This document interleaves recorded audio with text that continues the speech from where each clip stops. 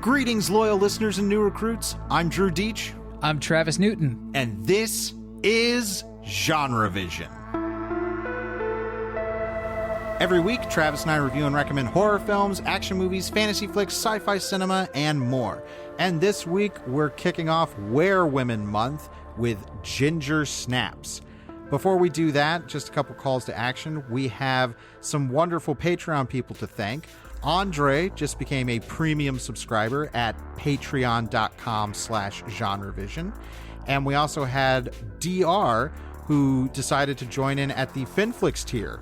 Thank you guys so much.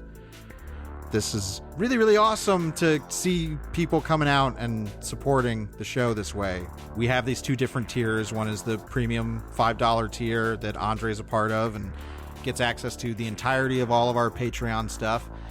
And then we have our $2 Finflix tier, which DR now has access to all of our supplemental and bonus Finflix material that we put on Patreon. And we're actually going to be recording something very, very soon, a brand new experiment of sorts that will be Patreon exclusive. And it's been something that's been in the works for a long time, and it's finally happening, and I cannot wait. So if you like what we're doing here and you want more of it, patreon.com/genrevision. In other good news, we have several new reviews on the Apple Podcast Store from listeners. The first one comes from listener Existential Calm. It's a 5-star rating. It says, the only podcast I need. The Finflix portion of their podcast originally brought me in. I love aquatic horror, but really everything they put out is worth a listen. They've led me to all sorts of hidden gems I never would have heard of otherwise, helped me better express why I disliked a movie, and even made me appreciate movies that I didn't originally enjoy. Existential Calm, thank you so much. Next review comes from Mark P. Mark P says, just a ton of fun. 5 stars. Always a great listen. Drew and Travis are smart and knowledgeable, and their takes are always interesting. I don't always agree, and there are times when they go down rabbit holes of film that frankly I have no interest in or am outright turned off by. That said, I always give it a listen. Mark P., Existential Calm, legendary listeners, thank you so much. If you want to be a legendary listener just like Existential Calm or Mark P., visit the Apple Podcast Store on your Mac, your PC, or your iOS device and leave us a review on the Apple Podcast Store. What that does is it helps us climb the rankings charts on Apple Podcasts and helps discoverability for the show. It can help new listeners find the show. And if you do submit a review on Apple Podcasts, we will read it here on the show, just like we did with our 2 reviewers today. Thanks again, folks. You rock. All right.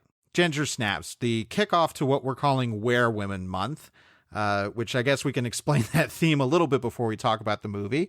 We decided to look specifically at movies that we thought were appropriate to call Were-Women. And we're starting with Ginger Snaps, which is a werewolf movie, but wolves will not be the only things that wear in Were-Women Month. We have, I think, a pretty good variety. You can check out the movies that we're going to be doing at the at genrevision.com on our schedule page.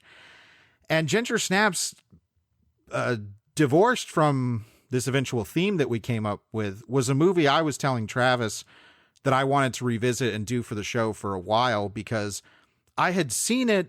It had to have been relatively soon after it hit video and remembered liking it, but I had only seen it that one time. And so that's got to be maybe like 17 years. You know, it's at least 15 years since I had seen it. And you, Travis, you had, for as long as I'd known you, been a huge booster for Ginger Snaps. Oh, yeah. I mean, I rented this on DVD at the behest of so many people and so many different outlets I was reading at the time that had recommended it. I was in high school. This was a couple years after it had hit here in the US on DVD, and I was kind of instantly smitten with it. I was kind of obsessed with this movie for the last couple years of high school, and for a while it was one of my favorite movies. This was my first watch in a while, and I'm glad we revisited it. But yeah, I definitely had a big thing for this movie. Well, it's interesting because since I had only seen it the one time and I had not revisited it or really seen anything else from this since I saw it, it was essentially a first watch for me.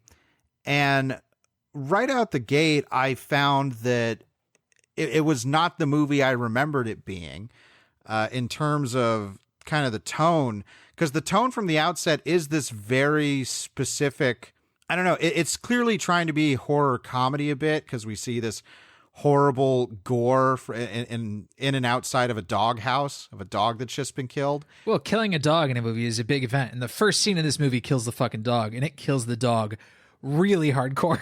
Well, the reveal of it where there's a little kid in a sandbox and then we see there's blood that he's got on his face that he's dabbed on. And it's like, what is that? And then we see the dog viscera all over and scratch marks on the doghouse. And the camera does this really kind of almost sickening turn into the mouth of the doghouse. I was like, yeah, this is funny and twisted and dark and already kind of setting a mood. And then the opening credits happened, and I was like, oh, I don't remember this at all. The opening credits are a series of staged deaths that these two sisters, Bridget and Ginger, have created. And the score is very, very morose and serious. And I was like, oh, this is... Ooh. It's very gothy. Yeah, the two main characters in this film are Ginger and Bridget Fitzgerald, played by Catherine Isabel and Emily Perkins, respectively. They're 16 and 15, born a year apart, but Bridget skipped a grade because she's smart and shit. So they're in the same grade together at their local high school. They live in a Ontario suburb called Bailey Downs, which was made up for the movie. And basically it's a suburban satire. It's incredibly sardonic and very, very dark and very biting. And it deals with teen edginess right from the get-go. So, this woman who finds this horribly dead dog in the first scene then becomes like a spectacle for the neighborhood as she runs out in the street and is screaming about how the monster that's been terrorizing the neighborhood has got her dog. We then sort of get introduced to Ginger and Bridget, and one of the first things we learn about the two of them is they have a suicide pact with one another, and it's the subject of some incredibly dark humor. It's dark humor, and also I was saying to you, I was like, if this movie came out today, there would have to be a trigger warning at the beginning, or some kind of like, if you know somebody who's dealing with suicide, here's a hotline you have to call. I was retroactively shocked at how incredibly dark and in your face this movie is about certain teenage angst and feelings about death and suicide. And for me, I'm like, I enjoy that frankness, and I enjoy not treating it with kind of kiddie gloves. We've had things releases. I specifically think of that 13 Reasons Why show that came out on Netflix, where it was like, no, like you can't have some kind of teenage positive spin on suicide or whatever. And I was thinking about that while watching Ginger Snaps, where it's like, this is being very direct about these kind of feelings that some people have at this point in their life. And thanks to, I think, primarily the performances from Isabel and Perkins, it sells it. Like, while there is some humor that's mined in terms of their kind of their dislike and their acerbic view of the other people in their school, general edginess and their sort of superiority complex, like they're too good for this place. And these aren't things that the movie is necessarily siding with. It's just saying that this is the reality of these two characters. And what's more important than their dark, suicidal edginess is the fact that they are codependent on one another. Like, the pact is really just a symbol of their codependence. But the movie also makes an argument that the suburbs were sort of a petri dish for this codependence to develop among these girls. Well, specifically, I think because the movie's heart is with Ginger and Bridget in so much as that it has a sympathy for weirdos. Like, it clearly, this is a film from horror filmmakers, and they have characters who are staging fake bloody deaths. It's like, yeah, they clearly have some kind of sympathy or empathy towards these kind of characters. Like, yeah, they were probably weird kids because they wanted to make movies where people had to be impaled on fences and things like that. So they can understand Ginger and Bridget and characters like that being fascinated with this. And what I like is that as the movie progresses, this suicide pact that they have, which I think they say out by 16 or dead on the scene, which means they're either going to get out of Bailey Downs when they're both 16 or they're going to kill themselves. And it's kind of that kind of perfect edgy teen idea that feels genuine. It's dark and it's definitely disturbing and is a difficult arena to introduce your characters with, but it works. And again, I can't praise Isabel and Perkins enough for taking what I think is a good script as far as the relationship between these two characters is concerned and really selling it with 100% authenticity. I think they make the parts better. Yeah, Ginger Snaps is the brainchild of John Fawcett and Karen Walton. Fawcett directed the film. Karen Walton was a screenwriter on the film, and I believe they developed the film together. I'm not 100% certain, but it's clear that all of this is really aided by Walton's perspective in the screenplay. Like, there's definitely a lot of sardonic wit there, but it's a smartly written thing. It's definitely not clumsy.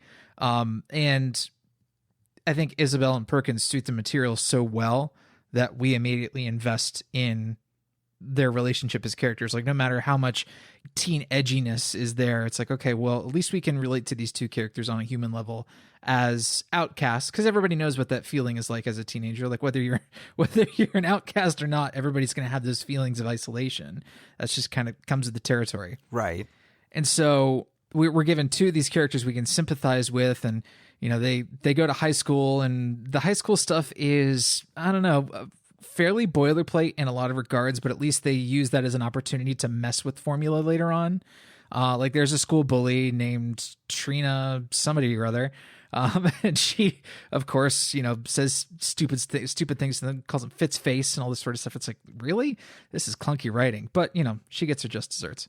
Yes, but I think I think an important thing that we haven't talked about here, because it's going to play into the werewolf aspect, is that both Ginger and Bridget have not had their first period yet. They're late. Yes, and their mom, played by the always welcome Mimi Rogers, who fucking kills in this movie. She beats so much ass. She's so good. She's so funny without ever having to be funny. That's the terrible description. Like, she is just naturally comedic without being a joke or a cartoon.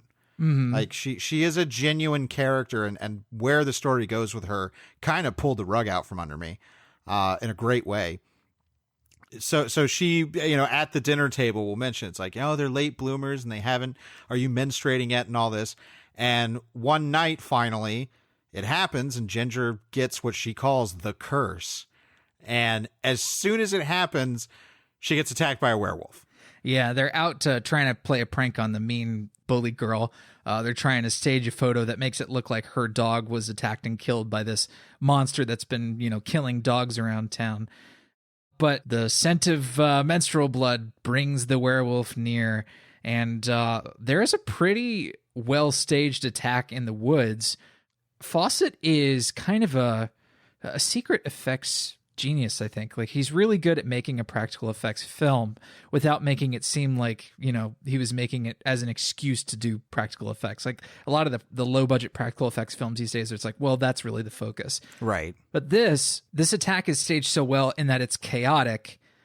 You do see the monster in short bits and pieces and, like, insert shots, but it doesn't ever really feel like a reveal. No, it what it honestly, and this is high praise, you know what it makes me think of? American Werewolf in London? The estuary attack in Jaws. Oh, okay. All right. There are a few shots where it's like, oh, I kind of saw the jaw and the face, like a little bit, just enough to give me enough to paint a picture in my head, but never having like a long lingering hero shot of like, this is what our beastie looks like. Right. But it's not chopped to bits, and, it's designed to feel chaotic, but it never gets that feeling of like chaos cinema. You do actually get to linger on images long enough to understand what you're seeing. Like a really close up shot of like the wolf's mouth and muzzle clamping down and biting and shaking. Like, you get to see that without really getting a sense for what the thing really looks like. Well, the best look we get at it is right before it becomes roadkill, which is a great, there's so much I like about this because it's funny. It's a big, gory explosion of effects work, which I like. But subconsciously, it's also starting to deliver the rules of this creature and how this is going to work without stating it outright. Later it does, and I was kind of bummed that it did that. Yeah, I think it had to, just because people are going to have expectations going into a werewolf film. Yes, and there are clear indications in the script that they knew we have to combat certain expectations because we're doing something very different. And more so than the were-women theming, which we'll talk about at the end of the episode, the werewolf aspect of Ginger Snaps is so creative to me. Mm-hmm. They take it like full Cronenberg. The model is The Fly, where it's a slow dissolution of this character into full monstrosity. And obviously it's a puberty metaphor, but it's also a metaphor for the way relationships break down when there's a toxic component to them. And yes, it's also when we talk about the were-women aspect, it is talking about when women feel empowered as women, they're not girls anymore, and what that means to them.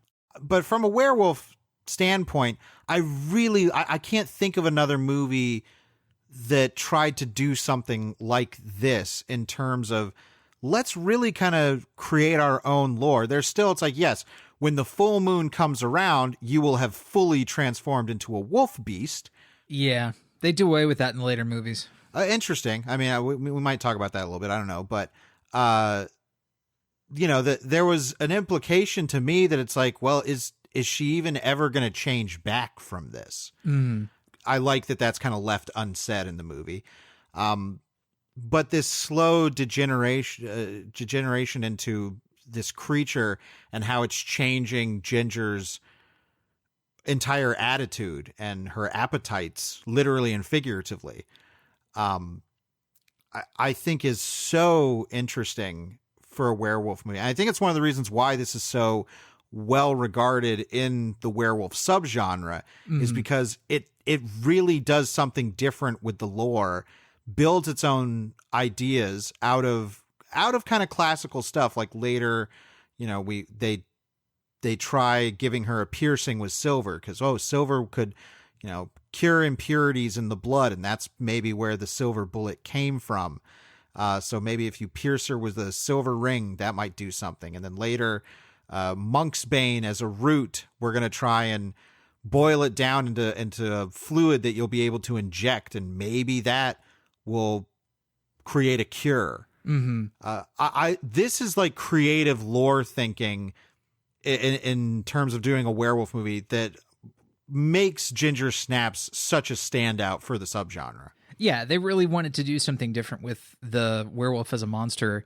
And the movie, I think, justifies taking these sort of different avenues. And while it touches on specific classical aspects of werewolf lore, it fully earns its commendations for being an unconventional werewolf film. Like it's not just being unconventional for, being different. It really wants to work this in thematically to tell the specific story about these characters. Right. And so it all works in harmony thematically. And then just from a standpoint of changing things up, it's like, oh, okay, this is all working together the way it's supposed to. I do have one thing. I don't know if Ginger Snaps is the first movie to do this, but I feel like certain other movies I can think of have copied this, is what I'm calling the intimidating wall of feminine products scene. I had the same fucking note where I just said I love the towering shelves of menstrual products, where they're confronted with all these Canadian brands that I'm not familiar with.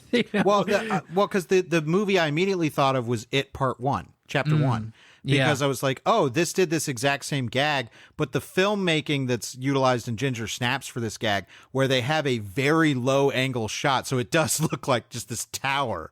Well, there's a lot of low angles in the movie, just particularly in interior close-ups. Like, whenever there's sort of a tight space, they tend to shoot sometimes extreme high angles, but often extreme low angles for close-ups. It's kind of unflattering in a way that, takes very attractive movie stars and says, okay, well, let's view them from an angle that's a little bit more unflattering, that we can kind of see up their nose, and often they're underlit.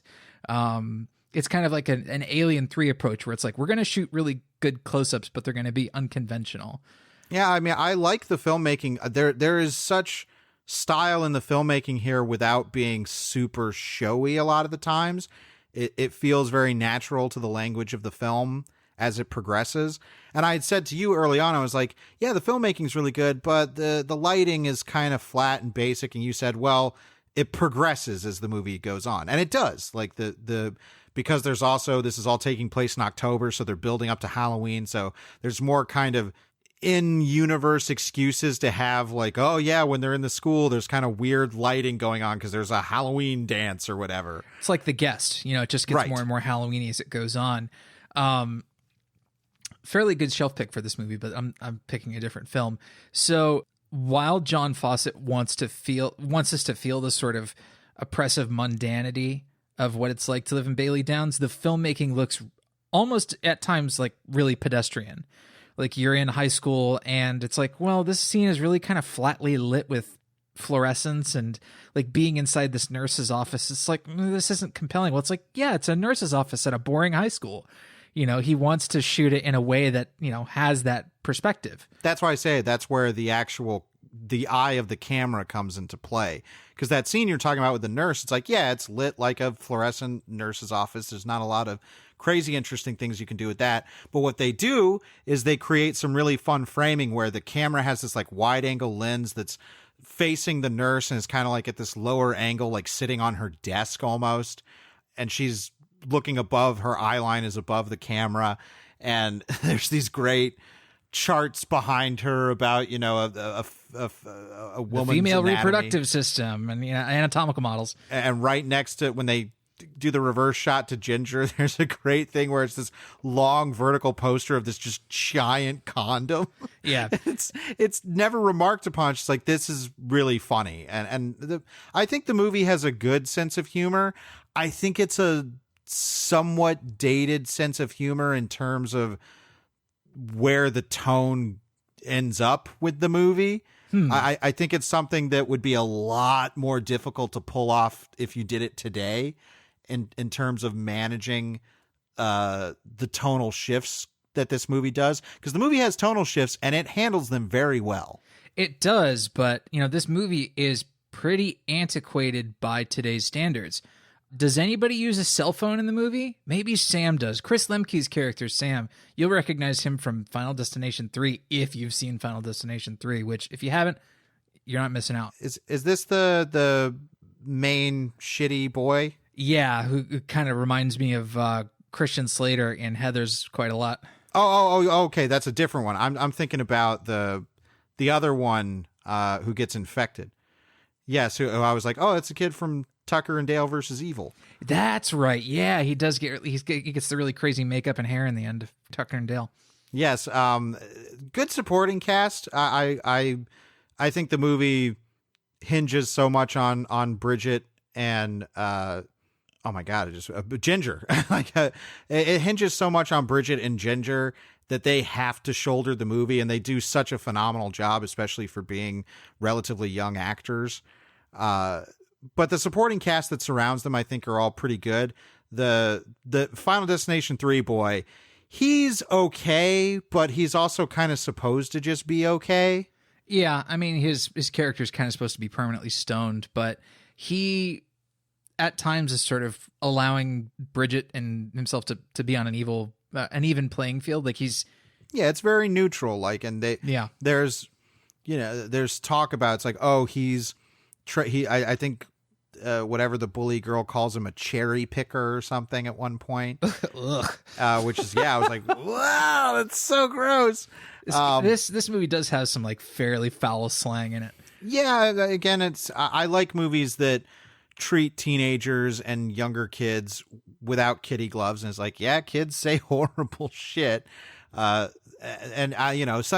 it can go a little too far, not because of content, just because of like no human being has ever said something like that. Right. There are certain lines and things like that, like calling Ginger Fitz face. Like when Trina Sinclair does it, I'm like, an adult wrote that. Yeah. It was a screenwriter wrote that line. A kid does not say such a thing. Yes. But that, this being a fairly funny horror movie, it has lines that come out of characters' mouths so that it can be funny. There's a scene, Ginger sort of, after starting her menstrual cycle, starts to get interested in boys, and she's hanging out with the main shitty guy from Tucker and Dale, getting stoned in the back of Chris Lemke's truck. And they start dating and hooking up. And there's one scene where Bridget is trying to get Ginger to not go with this guy. And as Ginger and this asshole are driving away, Bridget bangs on the car window and says, "Hey, she's ovulating." I mean, that is the thing. When I was watching this, I was like, this has to be written by a woman, right? Because this has that very particular perspective and sometimes language and mood that I don't think a male perspective could have done it all by themselves. No, it would have been disingenuous. Like the line I love, the first line I really love that I feel like is really crucial from a female perspective is when they're at the grocery store and they're getting menstrual products, Bridget says, "I thought it was just, are you sure it's just cramps?" And Ginger says, "Just so you know, the words just and cramps, they don't go together." And this is one of the first times that I had really heard a movie talk about menstruation this frankly. And in high school, I feel like that was an important thing for me to learn. Like it was exposing me to new and different perspectives in pop culture that you don't get in typical American entertainment. So, well, and thanks, Canada.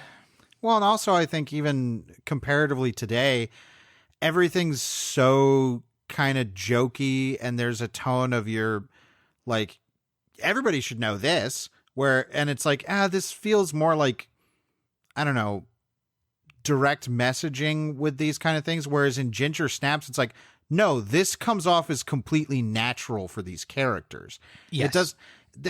There's no sense of a very specific agenda behind the storytelling in Ginger Snaps. Instead, it's just taking these ideas and genuinely exploring them.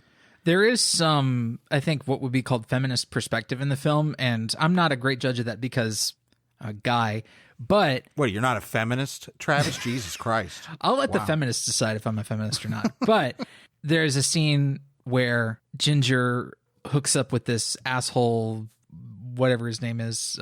Tucker and Dale guy. Yeah, Tucker and Dale guy with crazy hair. But they end up banging in the back of his car. They're talking about the logistics of all this kind of stuff. And he says, "Come on, who's the guy here?" And she goes, "Who's the guy?" She gets angry at him. And she fucks him and basically half eats him. She doesn't kill him, but she tears him up really good.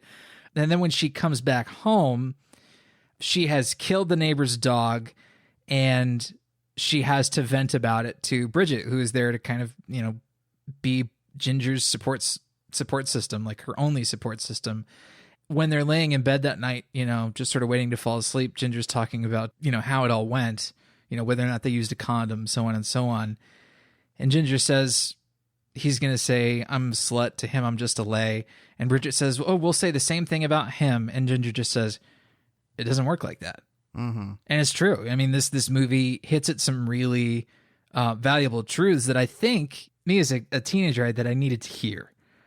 Talks about certain inequalities. And while it's not trying to make that the primary text of the film, where, it's something like the Black Christmas remake did, where it was like literally all about that. Just what I was going to bring up. I like that the movie finds very natural ways to talk about these kind of things within the structure of the story that it wants to tell, instead of turning the movie into a PSA. That's why I find Ginger Snaps so valuable for this kind. It's like, yeah, if you all want to talk about feminine perspective and feminine viewpoints and things like that in movies, Ginger Snaps is a great way to go about it, because it's not sitting there trying to beat you over the head with messaging, but there are messages in there. That's what's great. Well, and it's not like they're hidden in the text at all. They're there. They're plain as the nose on the movie's face.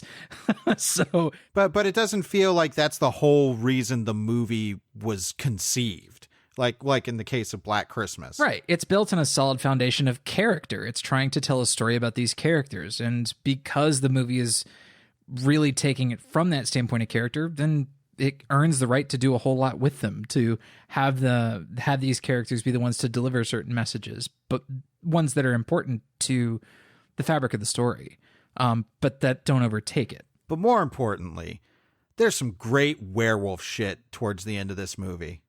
Yeah, well, and it's a steady progression. You know, much like David Cronenberg's The Fly, they're building up sort of new makeup gags and, you know, different versions of appliances. There's one awesome scene at night, in the middle of the night. Bridget finds out that Ginger is growing a tail. Okay, this is such a great gag. This is like one of the few notes I took for this movie, because my note is just, ew, fuck that tail.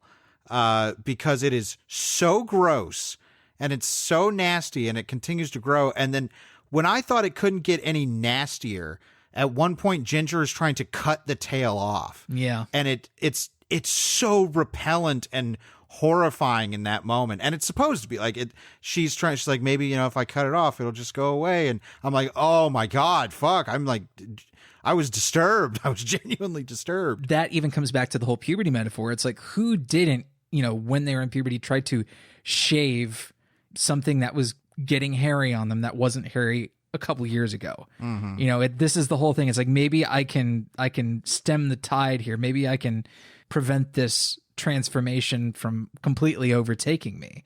You know, it's fear of the future, fear of your own self and what you're capable of, and fear of this incredibly rapid change that you're going through at that age. The movie deals with all that in ways that is relatable to adults, because it talks about it in ways that everybody's going to relate to. But, you know, it doesn't get so lost in trying to create a teen perspective. You know, it's something that maintains a proper sense of maturity about it, and dark humor. There's this really funny scene where Ginger's growing the tail and Bridget has to help her tape it to her own leg. I love that this story found a reason to tell a werewolf story through metaphor. And it's like, yeah, mixing a werewolf story with a puberty story kind of is a no-brainer. It's like, how did nobody do this before? And Ginger Snaps finds the reason why, where it's like, well, there wasn't a unique enough perspective. And this idea of gradually, just like, she's always a wolf person after a certain point. It's just more and more transformative. Her teeth, you know, her fangs get longer. The bridge of her nose starts to, you know, kind of turn downward like a wolf's snout. I love the gradual transformation of this. Her hair starts going white. And eventually, when we finally get towards her fully transforming, I think the full transformation sequence is very smart in terms of a low budget approach to having to film something like this. Because we should say, Fawcett was apparently very adamant about not using CG effects and doing things with practical applications and puppetry and stuff like that. And I think that's another reason why this is so well regarded by horror fans and people who like werewolf movies, is that werewolves, specifically werewolves, have always been creatures that we like to see transform on film, because that transformation, we all are kind of making a pact, like, we know this is fake, we know this is effects work, and we want to see how they pull it off. Yeah, and, you know, when you're talking about werewolves, your big choices are, is it going to be a biped or a quadruped? And then, is it going to have a human-shaped face or a wolfy-shaped face? And this takes the American Werewolf approach, where it's like, no, this is a quadruped, and it's going to have a dog-type face. It's going to have a long, lupine snout. When you're talking about werewolf transformations in movies, obviously the bar is very high when you talk about American Werewolf and The Howling, because they were able to build creature effects and appliances that moved. You know, Rick Baker engineered these Change-O heads and Change-O hands, and then morph effects got big. You know, you saw movies like Bad Moon use morph effects. Ginger Snaps does not use any morph effects. As a matter of fact, I can't spot any kind of CGI assistance in the film anywhere for anything. And there are no sort of Change-O mechanical effects. So everything is sort of covered by, you know, you see a shot of one individual appliance and then it falls into shadow, and then you'll see something else that looks a little bit different. Like, so it's all handled well, but none of it is this like big ostentatious transformation sequence. You know, the movie being the slow transformation, I think, is actually more impressive, because they're able to build a lot more different sort of intermediate stages. It certainly is, but I like the final transformation in the sense that it's a transformation achieved through editing. not through specific effects or anything. It is completely done through editing and sound design and everything, because there's about 2 different heads on Ginger during this train. Like, it changed, like you see it's like, oh yeah, she's starting to morph. They show some of her hands and her feet, and they cut back to her face again. It's like, oh, she's even more changed now. Yeah, I love this kind of low budget ingenuity. It's always more impressive to me than seeing, some CGI transformation that they spent. It's like, this shot alone cost $6 million. and it looks like garbage. Yes. So then we get the final wolf, which I like. You'd show me some pictures of the wolf, which I did not remember. I'm like, this is a weird looking wolf. But it's weird in a good way, I think, because from now on I can forever picture in my mind the werewolf from Ginger Snaps, just like I can American Werewolf in London or Dog Soldiers or The Howling. Well, it's like American Werewolf in London, but a little bit more advanced. Like the American Werewolf in London wolf that Rick Baker sculpted had a fixed face. The eyelids were maybe articulated. The mouth was obviously articulated on most of the effects they built for that. But it had this extreme expression that was sculpted into the face that just didn't change. So that every time you cut to a close-up of the wolf's face, it was just this, horrible hell stare that was coming back at you. And the expression on the face of the Ginger wolf is like that. It's a really extreme expression, but the face is articulated more. So, the corners of the mouth can pull up and down. It can snarl. It can sneer. The eyes can open more. Yeah, the lips can retract, but the eyes are a really odd shape. The wolf has very, very little hair on it. It's got some sort of like wispy sideburns and stuff like that, but otherwise it's like very hairless. It's like kind of a more classic skinwalker type werewolf.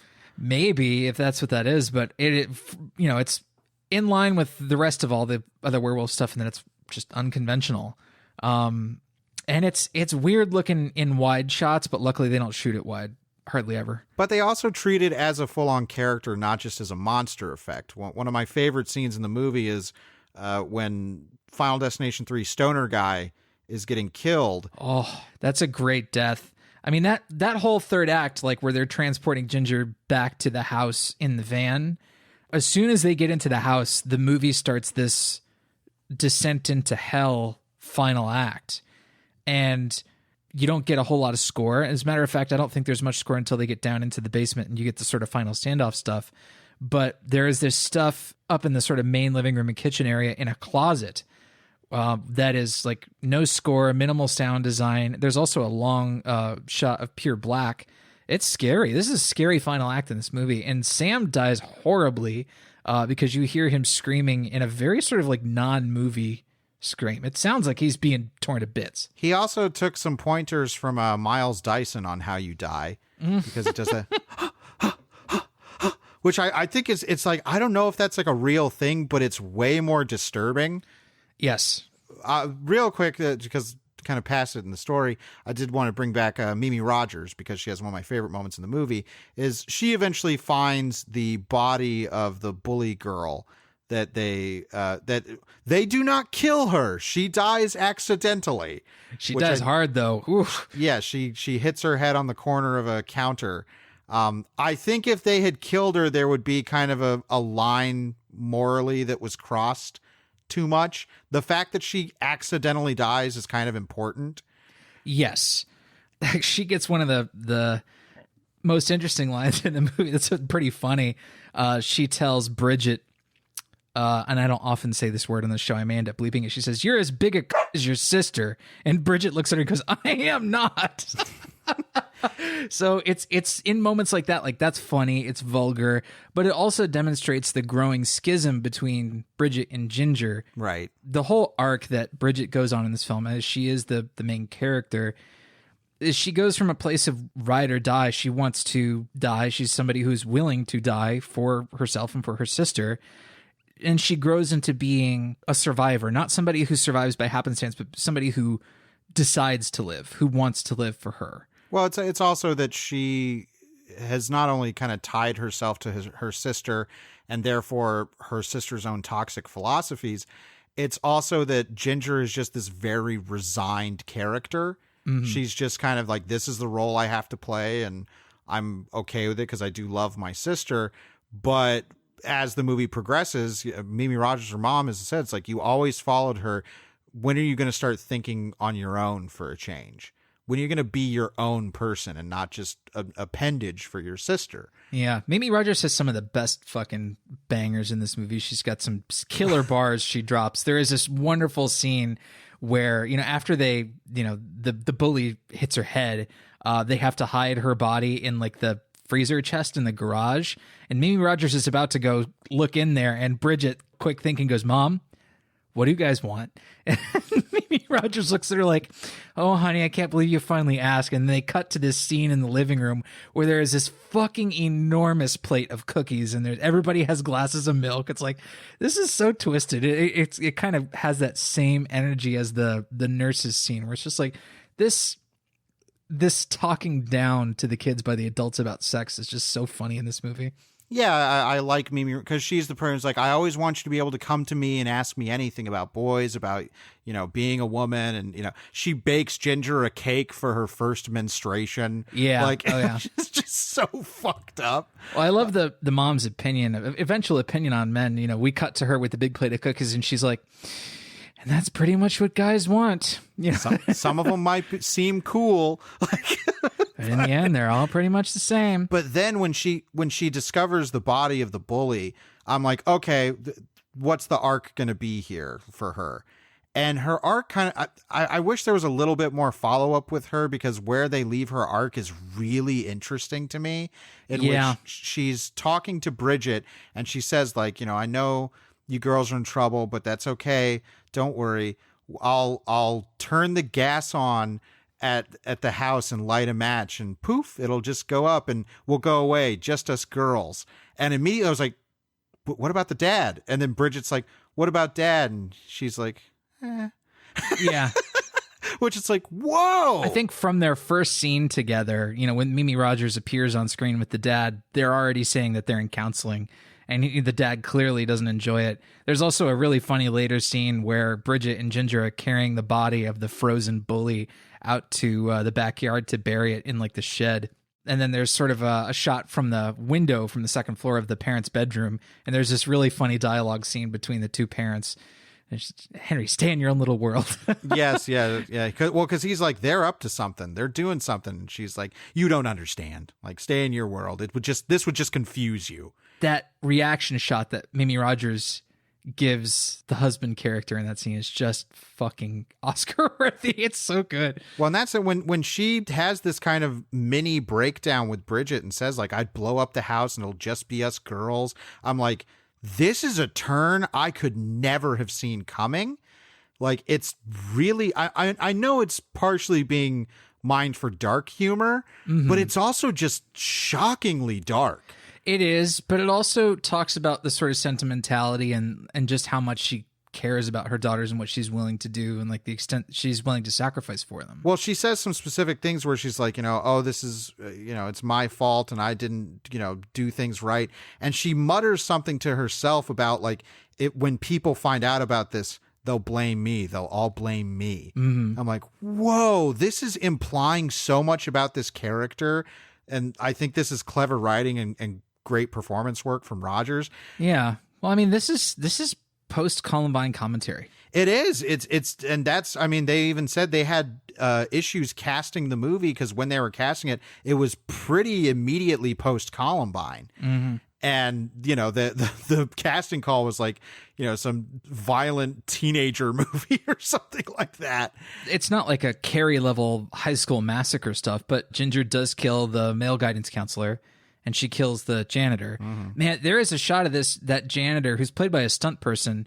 His face gets smashed into a pane of glass on like a fire extinguisher or like fire hose enclosure. Nasty stunt. Yeah, and this is what I like about Fawcett as an effects filmmaker. He likes gags, and he wants to see the action of the gag in close-up. Right. It's like I talked about, it's like we get the insert shots of the wolf's jaw clamping onto Ginger. He wants to see the thing. He's not trying to shoot around what he can't shoot.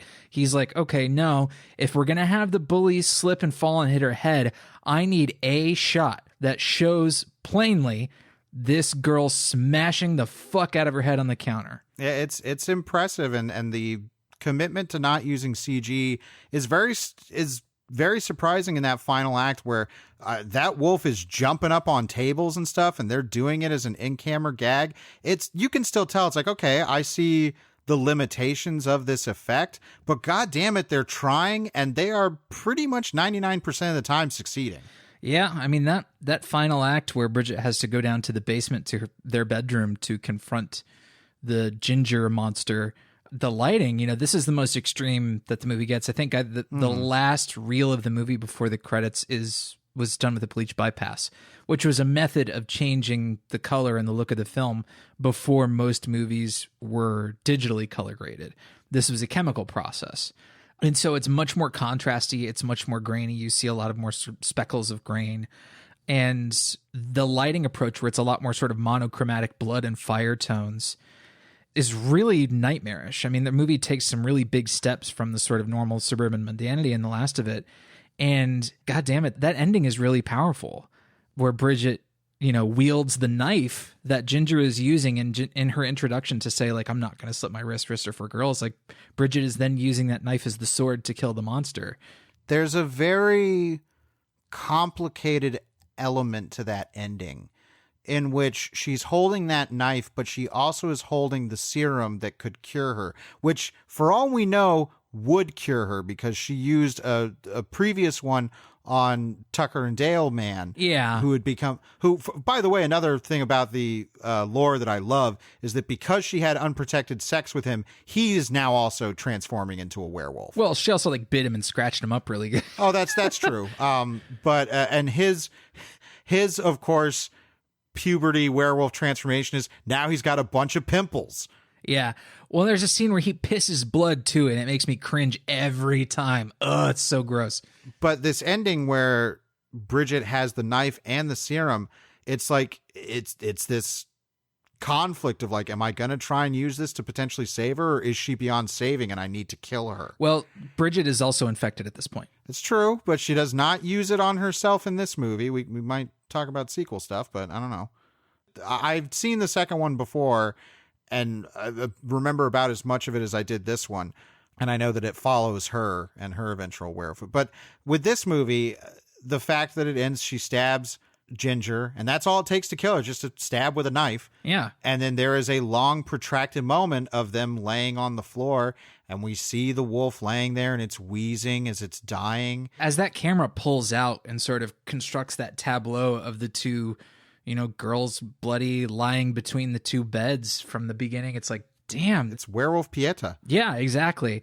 And it's beautiful. There's this sort of music video-y interlude, as Bridget is sort of mourning her dying sister, you see all the photos of them on the walls. The camera's sort of moving up and down to see all the stuff that they've decorated with. And, it gives you that moment to mourn. It's not like bang and then the movie's over. There is a really solid moment there for the movie to let this sink in. It's a beautifully written tragedy. I'm very glad finally got to revisit it. I think it certainly stands on all the accolades that it's gotten over the years, and they're well deserved. In the subgenre of werewolf films, there are very few truly great werewolf films. This is easily one of them. Mm-hmm. One of the essentials of the subgenre. But talking about werewomen, we talked about it in the episode that this is, I'm so glad we started with this one, because I feel like this is the most direct as far as what we're planning to cover for this month. This is the one that seems to be, it's like, it's inescapable. It's so woven into the fabric of the story and characters that it is using this metaphor of werewolfism to talk about budding puberty, budding sense of yourself as a woman in the world and what that means. And then what happens when you are given incredible power as a woman? How are you going to wield it? Yes, the movie touches on all of that. And one of the things that you asked me that I found kind of confusing until you explained it was like, you were saying, is this a criticism of, certain ways of looking at female empowerment? And I'm not certain it is. To me, it's more of kind of what was done in movies like The Witch or even like Poison Ivy, where it represents a sort of Puritan's view of the nightmare woman. Like, you know, what happens when women are too liberated? Like, do they become monsters? You know, it talks about our societal fears about women and what it means for them to be liberated. You know, clearly that's something that scares a lot of people in ways that they have trouble articulating. Well, but what's interesting with those examples you give, like The Witch, I mean, Poison Ivy is a good example because that was also kind of helmed by women. Mm-hmm. The Witch is obviously written and directed by a man, and Ginger Snaps is another one where it's like, well, it's directed by a man, but it's written by a woman, which I think is the reverse for Poison Ivy. Yeah. I like that idea of self-crit towards your own gender, which I don't think men do hardly enough, and we don't see a lot of that being done with women, especially in genre film, because so much of the discussion is around, well, we need to put forth representation about women and you know the terrible term of strong female character, where it's like, no, I like complex female characters because I like complex characters. Right. And Ginger Snaps is a movie with a very complex duo of female characters. Right. Who don't check the boxes of like, are they likable? But they are identifiable. They are relatable. Likable? Maybe not. And certainly not by everybody. Their actions sometimes are literally monstrous. The way that this handles its look at women is, it feels like an insider's look, but in a way it's also, I think, just as critical of the suburbs. Like, this is one of the quintessential suburban horror films of the 21st century. Yeah, I think it's good without being too, and this is a movie I like, but when I think of suburban commentary and genre film, I'm always going to think of Edward Scissorhands. Sure. And that's like the fairy tale criticism of that. This feels a little uglier. Yeah, more sardonic, a lot more edgy, and I don't mean ugly as an insult. It's like, that's good. Yeah. No, it's in the same way, you know, Men in Black was sort of a sardonic commentary on how smart are humans really? That was sort of Men in Black's thing, you know, how oblivious and how smart, you know, stupid really. That's what the movie's trying to say. Like, how smart are people really? You know, what is groupthink?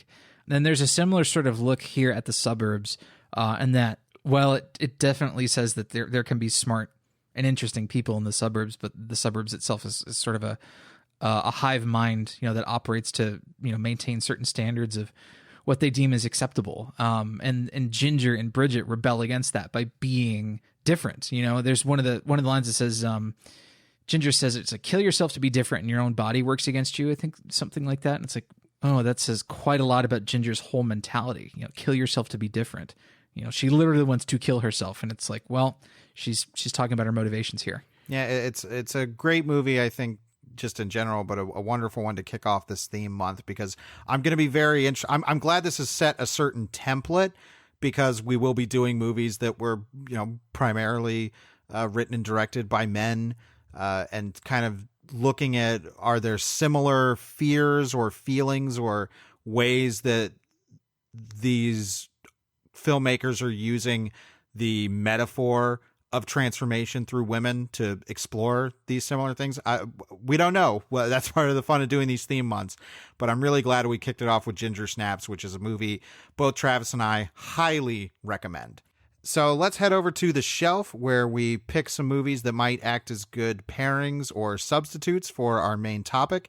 And we encourage you, loyal listener, to go to genrevision.com and comment on the post for this episode with your own shelf pick, and we will feature it on next week's show. Travis, what are you going to pull off the shelf for Ginger Snaps? This is sort of an easier pick, and for that I apologize. But I really do feel that these two movies pair especially well. And that movie is It Follows. It Follows is a suburban horror movie, although I don't think it is as openly critical of the suburbs and the suburban mentality. It is, however, very critical of how we think about sexual development for teenagers, particularly for young women. You know, in this scene after the lead of the film gets you know, cursed with whatever this monster is that's going to follow her until it gets her. There's this scene of her alone in her bathroom, and she literally, like, her panties a little bit outward to look down and to see if she's still okay down there. And there's a really funny jump scare at that moment too. But it's like, it's a fear of sex being a gateway to violence and death. Well, and just that one of the great thematic explorations of all of art is the connection between sex and death. I feel like the suburban setting here is certainly more than a backdrop. And it's a wonderful aesthetic exercise. Like, the whole movie is just gorgeous. And of course, it has that incredible score. But it's more complicated thematic explorations about promiscuity stigma among girls is there, although Ginger Snaps approaches it, I think, a lot more directly in the dialogue. The idea of, like, teens getting together to take on a monster that they really are not capable of taking on is an interesting idea. There is sort of a similar, I don't know, it's not a high school vibe, because I don't think most of the characters are in It Follows are in high school. Luckily, they kind of avoid a lot of those tropes. But there is sort of a similar feeling of, when Sam and Bridget get together, the way they relate to one another and they talk about the plan, definitely reminds me of It Follows. Definitely cousin films. I originally wanted to watch The Virgin Suicides, Sofia Coppola's film, to see if I could pair with this, because there's just so much, on the surface level that seems to echo Ginger Snaps. So I'm definitely going to be watching The Virgin Suicides. That was my original intention to do as a shelf pick, but I think It Follows is a great shelf pick for this. It's one I still have not revisited since seeing it in the theater and we did our review. I got to do that someday because it's a great movie. Well, on my end, I'm going to pick a movie that was released around the same time. It also features a female protagonist, but instead of a werewolf story, this is kind of a Frankenstein story, and a very unique one. This is May from writer-director Lucky McKee, starring Angela Bettis as this very, very socially awkward, shy veterinary assistant who has a very, very specific outlook on trying to find the perfect mate. Mate sounds, it's not just mate. She's trying to find the perfect partner, the perfect romantic partner, and how her upbringing and her viewpoints kind of make that impossible until she maybe finds a way around it.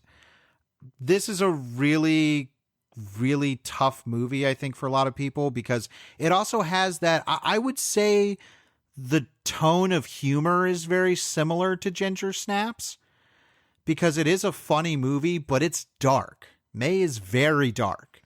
I've seen it once. It was recommended to me, just like Ginger Snaps, it was recommended to me by all of the places I was reading at the time. Creature Corner, Bloody Disgusting, Fango obviously was talking about the movie quite a bit. So I rented it from Blockbuster way back in the day, and I saw it and I liked it. And I've seen more Lucky McKee movies since then, but I need to revisit it. I'm actually taking a look at the Apple TV store right now to see if I can rent that. Yeah, I think it's kind of fallen by the wayside. I don't know if it has a decent Blu-ray release or any kind of special edition or what, because I really think it's a little unsung gem. It's just very, very disturbing and dark, and I think is tackling ideas about loneliness and the desire to have somebody that you think is perfect for you, and how kind of warped that is. And I think that kind of difficult subject matter and its particular tone pairs very well with Ginger Snaps. Also, one of Anna Faris's best movies. I do remember that, and I do remember Anna Faris being in it. Yeah, it's definitely time for me to revisit this. I just hit the rent button. Oddly enough, director of photography on this movie, Steve Yedlin, who is the guy who would go on to shoot Rian Johnson's movies. There you go. I remember it being there's a couple shots in this movie that I'll never forget, that there is, especially in the ending, which I was like, what the fuck?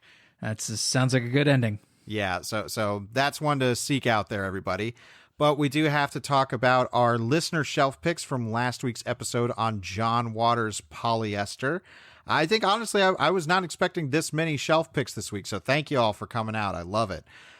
Eric Fuchs had the shelf pick of Mother, the Darren Aronofsky film. if you want a movie about a matriarch's life being intruded upon by outrageous outsiders, well, here you go. I don't know. Mother is like, man, Polyester seems like a Disney movie compared to Mother. Oh man, Polyester is nowhere near as nightmarish. Like, that's the cool thing about Mother, is it actually manages to capture that sort of out of control feeling of a dream where all these little mundane things are going wrong and they're totally out of your control. Yeah, it's another one I feel it's like, yeah, I got to revisit because we did our episode on it, and I think it might have been a cure for wellness situation where it's like, I don't know exactly how to process what I just saw. Well, I don't think a whole lot of audience members realized it was a biblical retelling. Right. You know, I think everybody, you know, with at least a little bit of training in literature and critical thought was like, oh yeah, this is clearly biblical. But there are a lot of people I think that just didn't pick up on that. Oh no, which is weird. Well, especially the way they sold it, where it's just like it's just another crazy, kooky, scary movie, and it's like, no, this is with a bunch of A-listers in it. Well, and I think it was Lindsay Ellis who called Mother "Oops, all allegory." Yeah, which is great. It's true. It's like, yeah, it's just that's the whole movie. It's just one big allegory. Anyways, Stephen Nesbella had a great shelf pick. He says, Danny's shelf pick helped me think of mine, Frankenweenie. I introduced my kids to this animated flick and they really liked it. It's got a lot of 50s suburban life mixed with weird ass shit. I remember liking the animated Frankenweenie movie. It's good. I prefer the short film. I would agree. I watched the animated movie. It was written by John August, whose podcast on screenwriting I listened to, Script Notes. So he sort of chronicled what it was like to write that movie. And so I was interested in it, if only for that. And then I saw it and was like, oh, man, Paranorman beats this movie's ass. Thank you very much. Yeah, I think that's an unfortunate and unfair, verses to do with those two, because I think they came out the same year. Maybe, but like regardless, this kind of movie is done way better by Laika all the time, every time. For sure. And I think the story that came out of the short film, it's like, yeah, it was perfectly made for the short film Tim Burton did. When they had to stretch it into a feature, I think it got a little unwieldy. Yes, to the point where there were like giant Godzilla creatures stomping around the suburbs. I was like, we've kind of lost the thread, guys. Yeah, but I like the stop motion. Only Tim Burton could have the clout to make a stop motion black and white movie. Ain't that the truth? Also, it has a custom Disney fanfare at the beginning.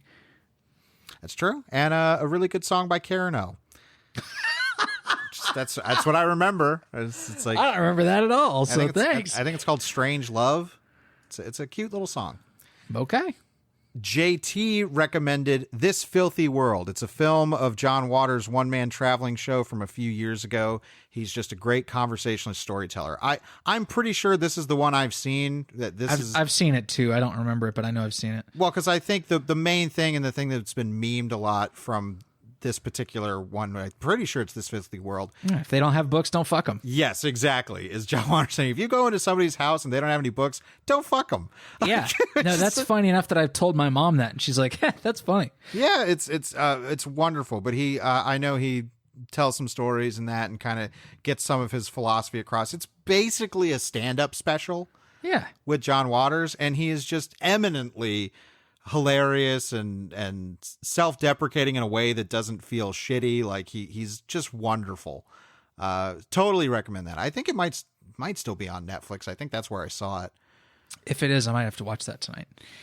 And Mr. Milksteak had Airplane. Well, actually, I had two. They said Airplane, since Polyester is a send-up of women's pictures.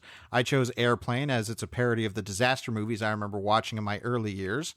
And yeah, I mean, I mentioned Abrams Zucker quite a bit in the Polyester. It really feels close to their kind of particular vibe. Yeah. For whatever. It doesn't get quite as Looney Tunes with the logic as a Abrams Zucker movie does, but it feels like it's got that same energy. No, it's not as like cartoony as the Abrams Zucker movies eventually get. Like Airplane and Top Secret are sort of two halves of a whole in that way. Polyester doesn't ever get that cartoony. It actually remains way more grounded than I anticipated it would as a spoof. I think the most anything I said in the episode that gets in that regard is when they go to the drive-in theater that's super classy. That or the House for Wayward Girls run by the nuns. Yes, that's true. That section of the film is so fucking funny. We're going on a hayride in the rain. Yeah. That's great. Go listen to I really dug that movie. That was a really fun episode. Thanks again to Danny for appearing on that. Hi, Danny. Hi, Danny. And then Mr. Milksteak's other shelf pick is the Simpsons episode Homer's Phobia, which featured John Waters as a character called John, the owner of a campy collectibles shop called Cockamamie's, which is beautiful. I know that episode. It's very fun. It's just I haven't seen that episode in a very long time. Yeah, I don't really remember it. The thing I remember the most is he runs this little shop, and Homer loves all this stuff. He's like, "Ooh, you've got this particular toy from some TV show or something," and of course, the character John loves all these things for their camp value.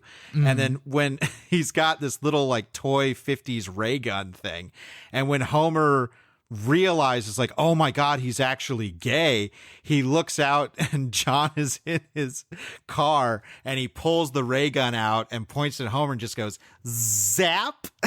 It's so funny. It kills me every time. It's a good episode. Thank you, Mr. Milksteak. And we have one more shelf pick, but we're going to talk about that in just a little bit. First, let's do some currently consuming. Num, num, num, num, num. And Travis and I are once again going to dedicate our joint currently consuming time to talk about one thing, and that is the Jon Favreau directed film Zathura: A Space Adventure.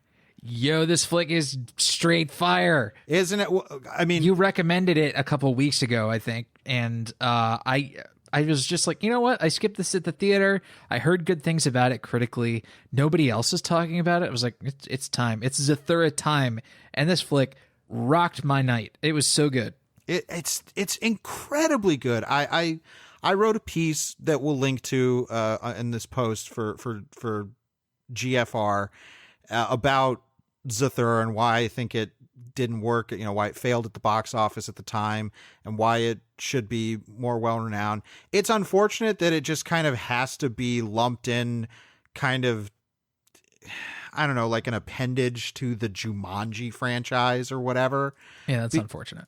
Because it's like, yeah, it's from the same author of the original children's book, and it's the same thing. It's a magical board game that comes to life and everything. But I think Zathura is the absolute best execution of that idea, in that it strips things down to a very simple setting, structure, and number of characters. Mm-hmm. And I think the drama at the core of Zathura is so good. It's simple, but it's not stupid as far as its intended audience. Well, it has such a good first act, setting up how all of these characters relate to one another. When I say all of these characters, I mean 3. It is 4. That's right. It's 4. So there's the dad played by Tim Robbins, who vanishes from the movie after the first act. Then you have Kristen Stewart, who gets introduced last. They kind of throw her in as a surprise. Like, I knew she was in the movie, but I didn't quite know how they were going to work her in. It's funny how they reveal, it's like, oh no, we have a sister. Yeah. But the main dynamic is between these two brothers, played by Josh Hutcherson, who is a tiny baby person in this movie. And then I think it's Jonah Bobo. Jonah Bobo. Great name. Who has been in other things, apparently, but I mostly just know him as the kid from Zathura. And then Dax Shepard shows up a little later. He does indeed show up, but the time they spend, you know, in all these different interactions between these two brothers really builds quite a bit of tension between the two of them. They're just a couple years apart, but far enough apart that the younger one can't read all that well. And the older one is getting into sports and, you know, trying to impress his pals and all that sort of stuff, and is presented playing catch with the dad, Tim Robbins' character, while the younger one is a little bit more reserved, possibly a little bit more introverted, a little bit more of the creative mind type. And it's clear that these brothers are going to be at odds for the entire movie. The dad is an automotive designer, and he has to leave to go to a meeting. And so he leaves them to be looked after by their teenage sister, who's played by Kristen Stewart, and I believe her pre-Twilight days, maybe just pre-Twilight. I think so. So that's the basic setup, but they do find a board game in the basement called Zathura: A Space Adventure.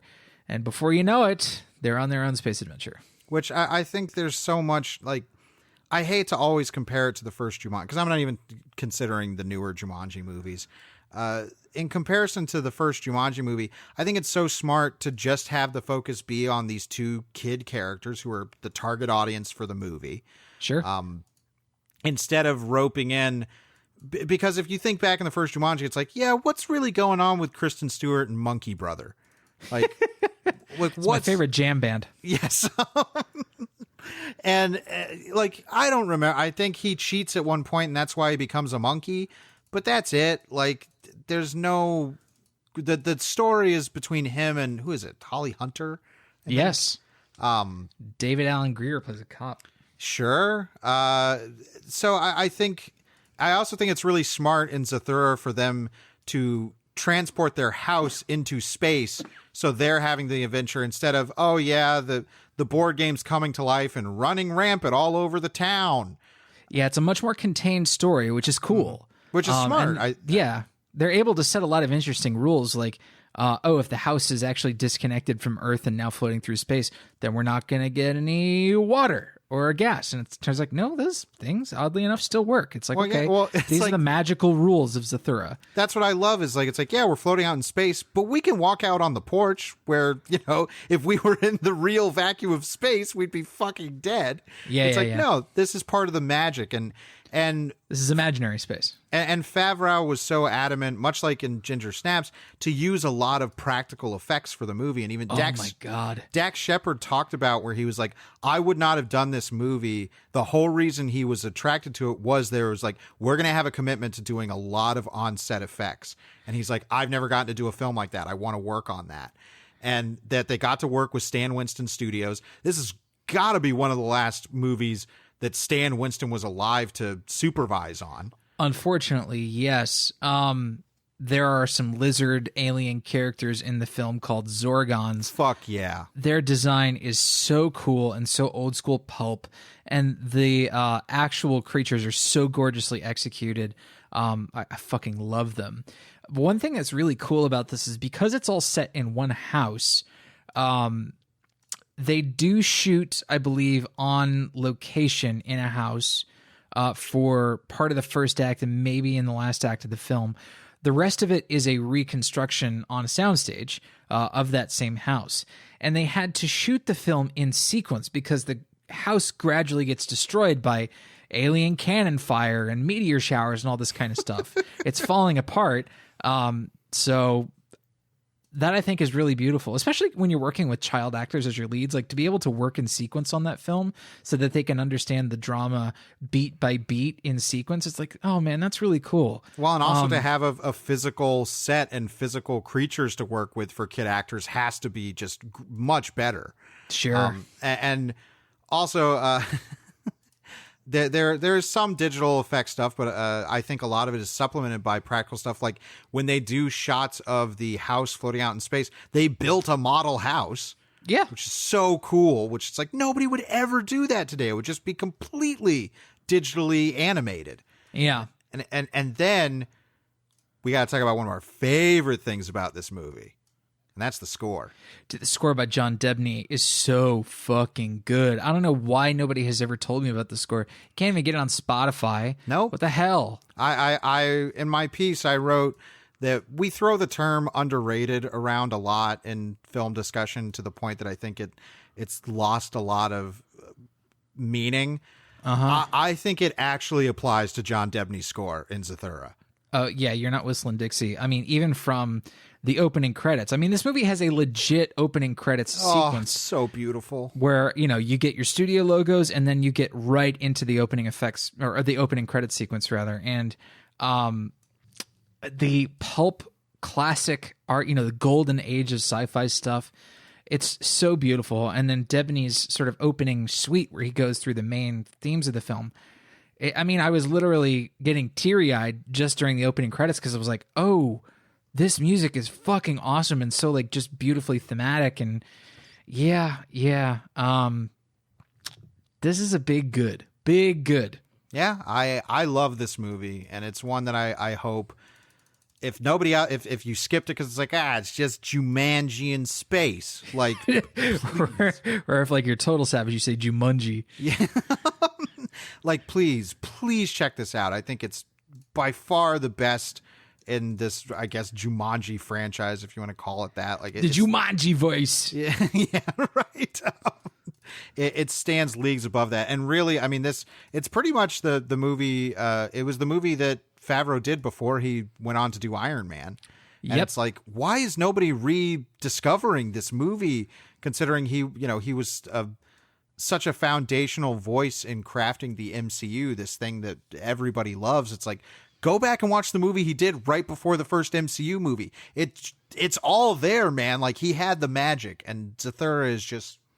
Oh, I love it. Well, let's close things out with our Comment of the Week. And this is actually going to be a shelf pick from loyal listener Waldrumpus, who said, my shelf pick for this week is a German movie. Im Himmel ist die Hölle los.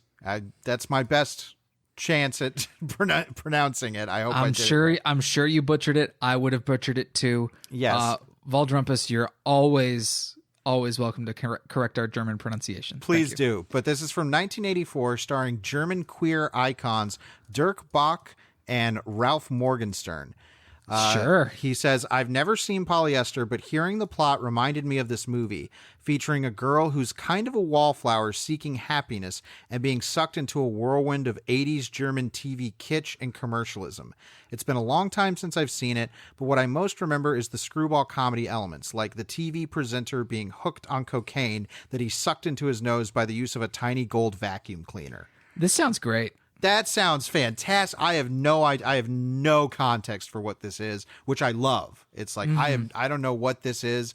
I've never heard about this ever. And that sounds like a fucking blast. Immediately, I mean, when I'm sure when he's talking about the cocaine being sucked into his nose by the use of a tiny gold vacuum cleaner, I thought about Tab Hunter doing Blow, the mountain of gotta cocaine. Blast off. Yeah, the freebasing. So this is why I love our listeners, is that, we do this because we like putting movies out there that people may not have seen or haven't seen in a long time and getting the discussion going. But then I love when that comes back on us, where it's like, oh, this is something I have no basis for and am totally fascinated by. So thank you so much, Waldrumpus, and thank you to everybody who, comments every week and gives us shelf picks. I absolutely am so glad we decided to make that part of the show, because it's been one of the most rewarding things that we've done. But we are going to close things out here. We are going to be back next week for the next entry in Where Women Month, which is going to be Cat People from 1942 versus Cat People from 1982.